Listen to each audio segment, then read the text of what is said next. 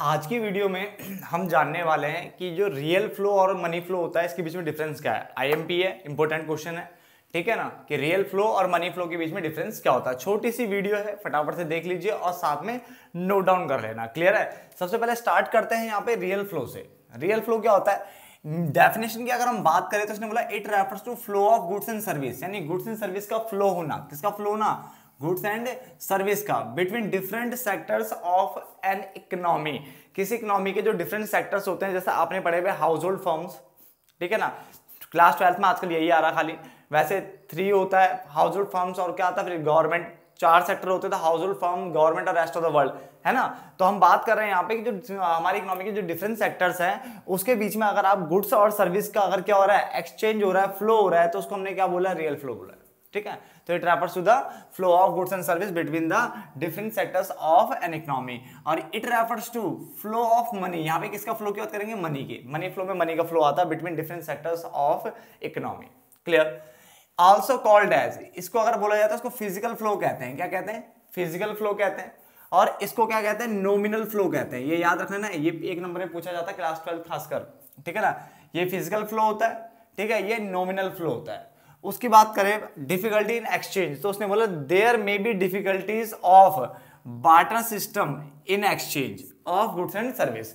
तो goods and service को exchange करते वक्त आपको बार्टर सिस्टम जैसे यहाँ पे दिक्कत देखने को मिल सकती है, क्योंकि बार्टर सिस्टम में क्या होता था? गुड्स के बदले गुड्स को क्या करता था? एक्सचेंज किया जाता था। एक गुड्स के बदले दूसरा गुड्स, गेहूं चावल, याद आ रहा होगा, ठीक है ना।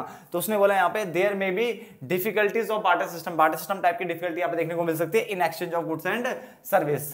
कौन से? गुड्स और फैक्टर सर्विसेज।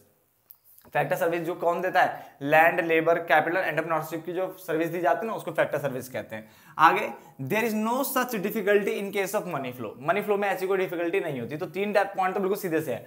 ये किसकी बात कर रहा है? ये flow of goods and service की बात कर रहा है। ये फ्लो ऑफ मनी की बात कर रहा है, किसमें? Across different sector of economy, ठीक है, between different sector of economy. इसको फिजिकल फ्लो कहते हैं, इसको नॉमिनल फ्लो कहते हैं। इसमें बार्टर सिस्टम वाली जो है डिफिकल्टी देखने को मिल सकती है जब आप एक्सचेंज करते हो गुड्स को, इसमें ऐसी डिफिकल्टी नहीं मिलती है। क्लियर हो गया यहां तक? पॉइंट नंबर 4, इसने बोला कॉन्सेप्ट, यानी यहाँ पे किस टाइप की ट्रांजेक्शन देखने को मिलती है। तो इसने बोला देखो, पहली ट्रांजेक्शन अगर आपको याद हो तो होता है there is a concept of factor services, यानी हाउस होल्ड वाले क्या करते थे? फर्म को फैक्टर सर्विस देते हैं। तो factor services from household to firm. और फैक्टर सर्विस क्या होती है? लैंड, लेबर, कैपिटल, एंटरप्रेन्योरशिप, इन सबकी सर्विस देता है हाउस होल्ड। किसको देता है? फर्म को देता है ना। और उसके बाद फर्म क्या करती है? गुड्स एंड सर्विस बनाती है और इसको दे देती है। इसका मतलब supply of goods and service from firms to household, यानी फर्म से गुड्स और सर्विस आएगी किसकी तरफ? हाउस होल्ड की तरफ। समझ में आ गया?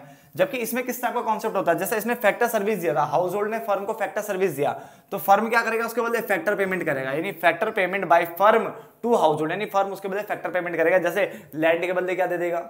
रेंट। लेबर पे क्या देगा? वेजेस। कैपिटल पे क्या देगा? इंटरेस्ट। और एंटरप्रेन्योरशिप यानी ऑर्गेनाइजेशन को क्या मिलेगा? प्रॉफिट। समझ में आ गया ना? तो फैक्टर पेमेंट करना पड़ता है फर्म को। इसने क्या किया था? यहाँ पे परिवारों ने गुड्स एंड सर्विस खरीदी थी, किससे? फर्म से, यानी फर्म ने सप्लाई की थी, परिवार ने खरीदी थी। तो यहाँ पे क्या करेगा परिवार? उसके लिए कंजम्पशन एक्सपेंडिचर करेगा ऑफ हाउस होल्ड, मतलब उसको भाई पैसे तो देगा ना। अगर आप फर्म आपको गुड्स दे रही है तो आप उसके बदले पैसा दोगे, तो उसको बोलते हैं consumption expenditure of house hold, यानी हाउस होल्ड का वो कंजम्पशन एक्सपेंडिचर मान लिया जाता है और वो किसको देते हैं? फर्म को देंगे पैसा, ठीक है ना। लास्ट, इन्वॉल्व, इसमें इन्वॉल्व क्या हो रहा है? इसमें से इन्वॉल्व हो रहा है exchange of goods and service, और इसमें इन्वॉल्व हो रहा है एक्सचेंज ऑफ मनी।